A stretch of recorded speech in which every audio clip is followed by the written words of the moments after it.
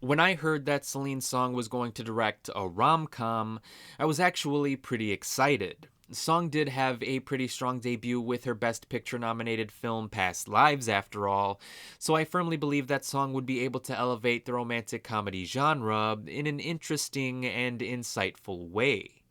Unfortunately, Materialists is nowhere near as insightful or as impactful as Past Lives was. It's still good. Song's directorial style does give the film a unique identity of its own, one that is far more mature than most other rom coms, but Song's distinctive flair isn't enough to keep the story from being disappointingly predictable.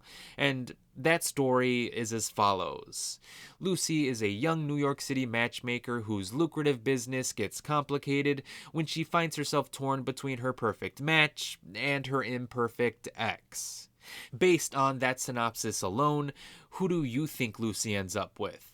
I'm willing to bet that I know who you think it is, because that's how predictable this story is. Lucy starts the film as being rather cold and shallow, which makes it easy to tell that she's going to end the film as someone who is more warm and caring, because that's how arcs work. And that kind of predictability made it hard for me to enjoy the movie's more interesting and introspective moments. Lucy's ex boyfriend John is a struggling actor who has been down on his luck for the past 10 years. Meanwhile, her new boyfriend Harry is rich, handsome, and basically has every quality that she's looking for in a man. And both of these characters are absolutely fascinating, especially since they don't exhibit any traits that one may associate with their traditional archetypes. So it was fascinating to watch Lucy interact with both of these characters because they both had interesting views on life and on love.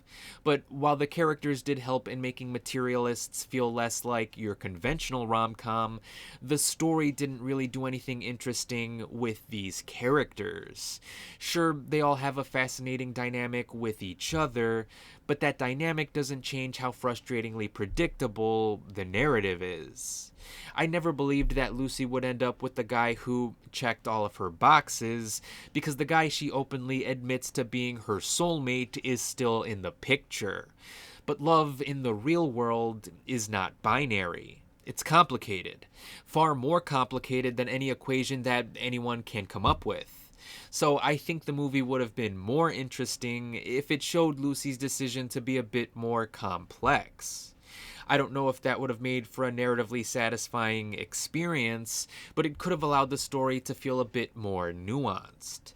Because at the end of the day, what is this movie trying to tell me? That I should marry the person I love? No, duh. I know that. Who doesn't know that? So, who is this movie even for? People who just want to watch a trio of swoon-worthy stars? They don't even get to do anything particularly sexy.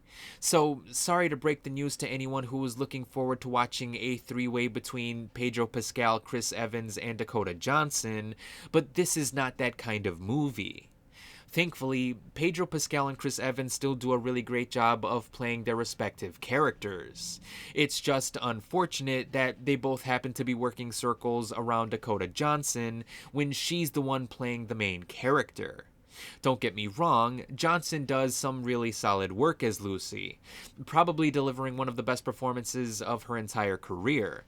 But I definitely think that she was outshined by both of her co-stars here. They're both so effortlessly charming. I don't think this movie would have been half as compelling if it weren't for the both of them. But the movie is still compelling. It's still far more interesting than a lot of romantic comedies that have been released over the years. It still offers a mature exploration into the nature of modern relationships. I just take issue with how predictable the narrative feels when compared to the more complex and nuanced story that is presented in Past Lives. So I give props to Materialists for not being another generic and disposable romantic comedy. I just wish it resonated with me a bit more. The best part of the movie, in my opinion, was a scene that involved a secondary character named Sophie. The scene perfectly illustrated how complicated life can really be, and it didn't even have anything to do with Lucy's relationship drama. It is an unexpectedly powerful, emotional, and thematically rich scene, but it stands out because the rest of the movie is so painfully predictable. Still, I can't deny that this is a mature, delightful, and charming little movie. It may not be as good as Celine Song's previous film, but it is still a pretty damn good one in its own right. And that's exactly why, even in spite of my issues with it, Materialists would still get a recommendation from me. But be sure to let me know what you thought about Materialists, and as always, thanks for watching.